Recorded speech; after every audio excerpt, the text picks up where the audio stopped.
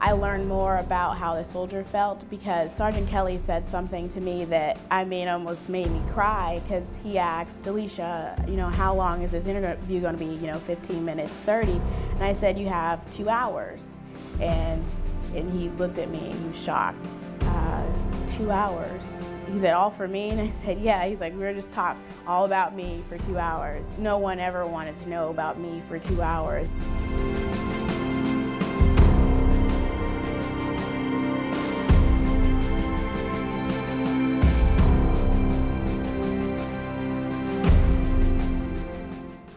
A classmate of mine told me about the course, and it sounded very interesting. And then I spoke with Dr. Doyle about what the course was, what the project was, and it sounded like a great thing to do. I know I served, and during my time in the military, especially during deployment, it seemed that people didn't really understand what the military was about, what soldiers do. And so this seemed like a great way to help people sort of understand what is the military, why do people join up, why do people, volunteer, go to war, things like that.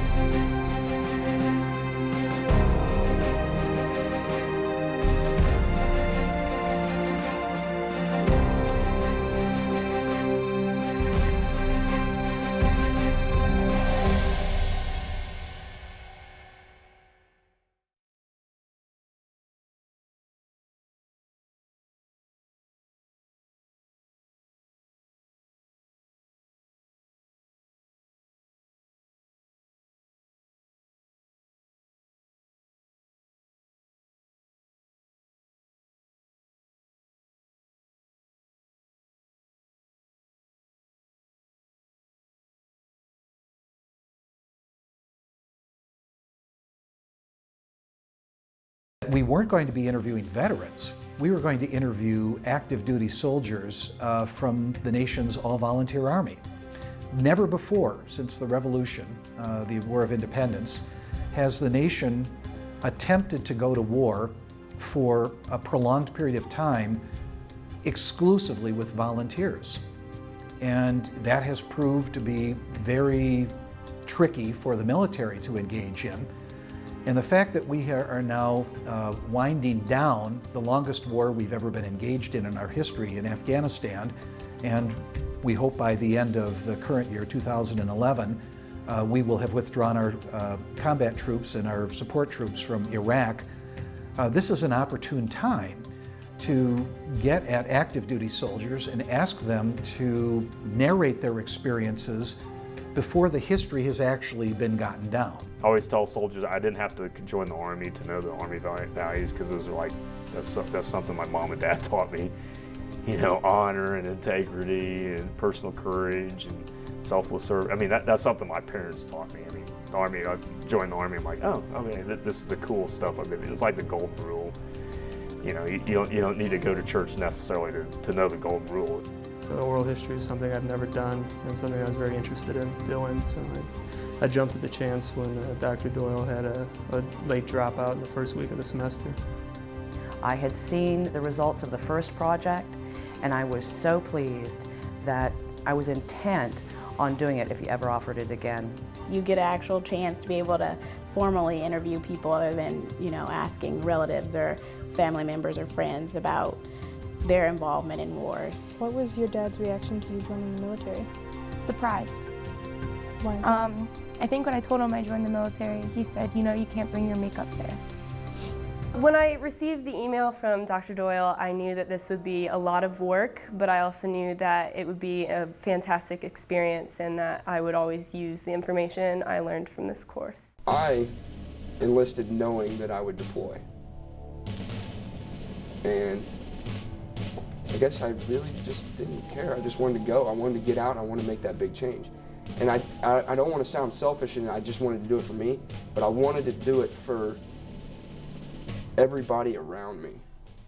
We had to read 3 different books to prepare for this. Well, we did. We read through the divisional history, the big red one.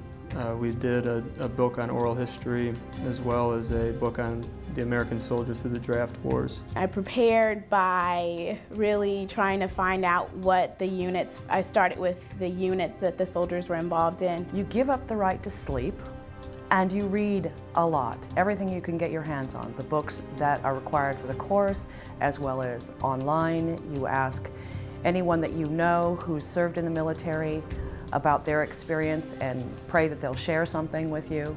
So it's really intensive. Research is important because if you don't know anything about the subject matter, then you don't know what questions to ask.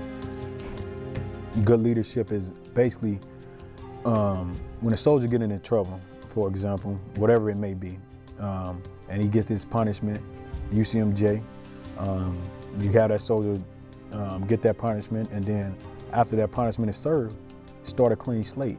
A lot of leaders like to hold on to grudges off of past what a soldier may have done, but if you do that, you're not giving that soldier a chance to improve. You know, you can't sit there and harp on the past. It's over with. It's done with. The soldier did his punishment, wherever the punishment may be, and you move on from it, and you build that soldier back up.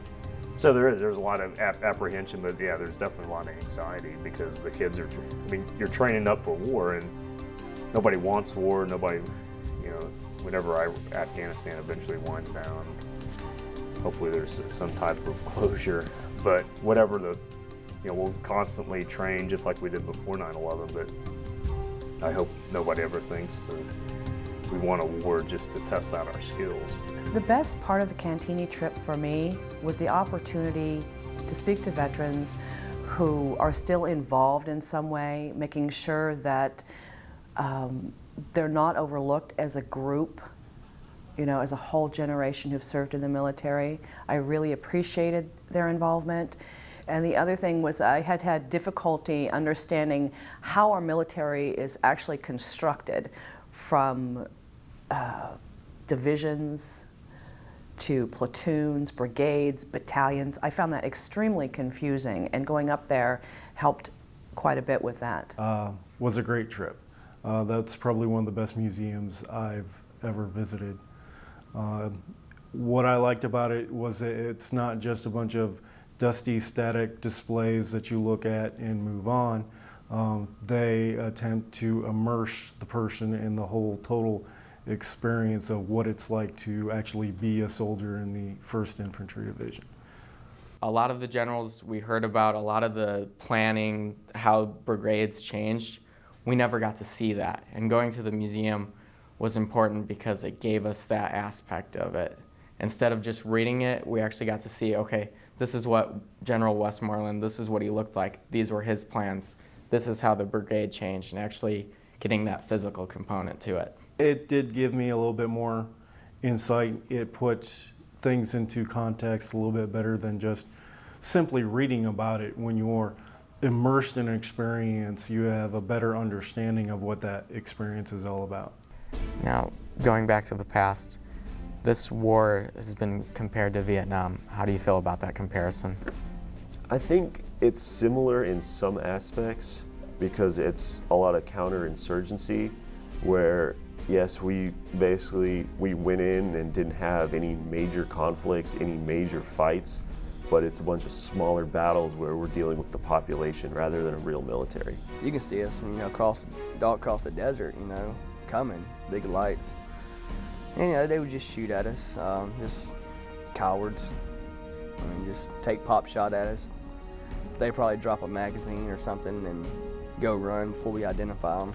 Their muzzle flash or distance direction, because they don't want us to identify their distance and direction with that muzzle flash, because we would put a world of hurt. I was very nervous before the interviews. I was so nervous. I was very nervous for the interview. In reading all the essays in the book and just the nature of writing about doing oral history, you have to warn people about the hard interviews and how to elicit responses out of interviewees that don't really want to give their whole story right away. And my interviews luckily weren't like that. It was very straightforward. They wanted to talk, they had a story to tell, and they were very into it. My fear was really that I would get in there and I wouldn't know what to say, or I'd be fumbling over words, which usually happens when I get nervous. So I was really worried that I wouldn't know exactly what to say to the soldier. I was a little bit nervous, but mostly I was excited. I was very excited. When it finally came time to conduct the interviews, I was like, you know, this is great, because this is what the whole project is about.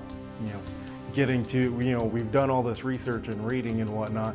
Finally, we actually get to do the interview. It's easy to get caught up in the work, but once you sit down and you see that other person across from you, it's so different.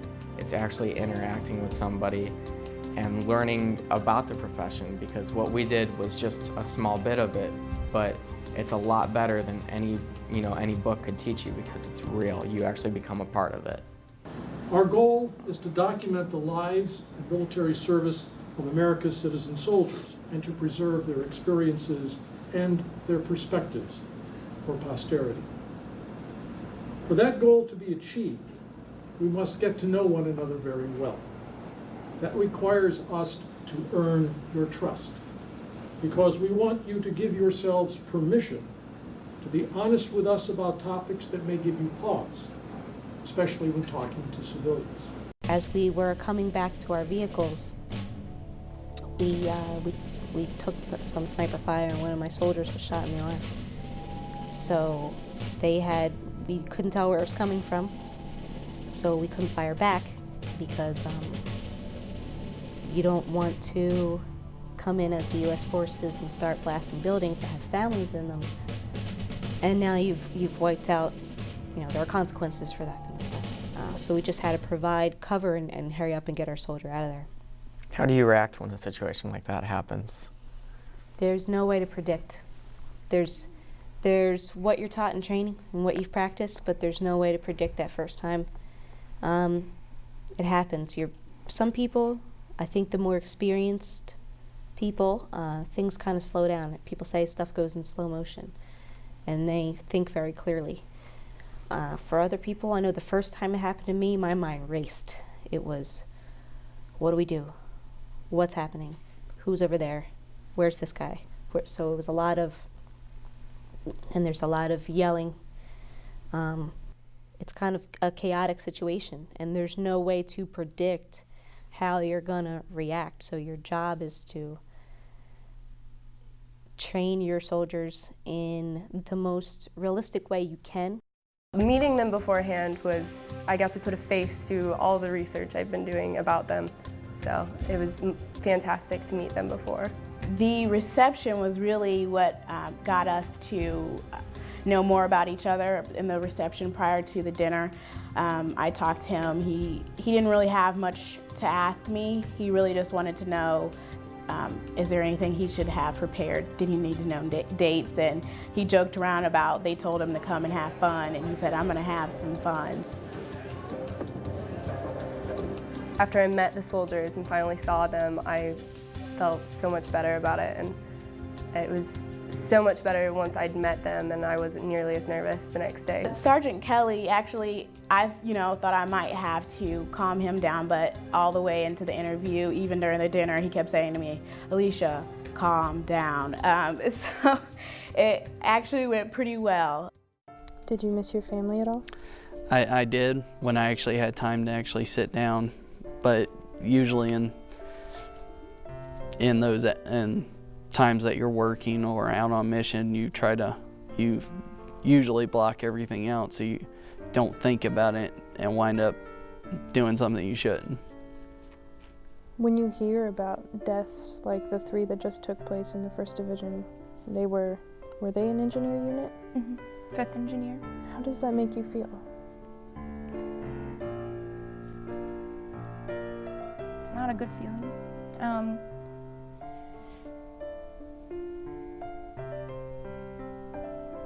It's not a good feeling at all. There's not very much research done specifically on this war right now. just because it is so current. Just from what I've learned, I think it's important that other people get to the same experience that I did, that you learn a story of the American military that's not always told on the popular media, that there are people who are generally happy to be there and may have experienced terrible things, but they don't hold a grudge against the American military, and that they're benefiting from being in it. We had been told that interviews typically don't last more than an hour for a variety of reasons. Both of my interviews lasted 2 hours and probably could have gone longer, just talking about all sorts of things. My dad was actually drafted into Vietnam, so I had grown up hearing his experiences about when he first he was on the ladder painting the house when he heard his numbers called and knew he was going to be drafted into the war. So I had a very skewed perception of the military before this point, because I just always heard my dad didn't want to be in the war, and being over there was just, it was not what he wanted to do. And after these interviews, I had a completely different respect for the military and the soldiers who serve, and it was really great to finally meet some soldiers and to change my perceptions. I remember when I came home from Iraq, I didn't want to talk to anybody about anything. I didn't want to deal with it anymore. I wanted to take the whole experience and shove it in a sock drawer and not think about it ever again. But now, years later, being involved in this project helped me think about what happened and what I went through, and helped me deal with things a little bit. And it was therapeutic, I know, for myself as well as for the soldiers. I don't think that there's enough dialogue between the civilian population and the military population about what their life is like, not just when they're serving overseas in a combat zone, but on a daily basis. And I think that we need to continue that dialogue and expand that dialogue so that we can see real change in our society over the long run. I don't want to see servicemen and women suffering from PTSD who are incapable of moving forward in their life because they feel compelled to keep information to themselves rather than release it and share it.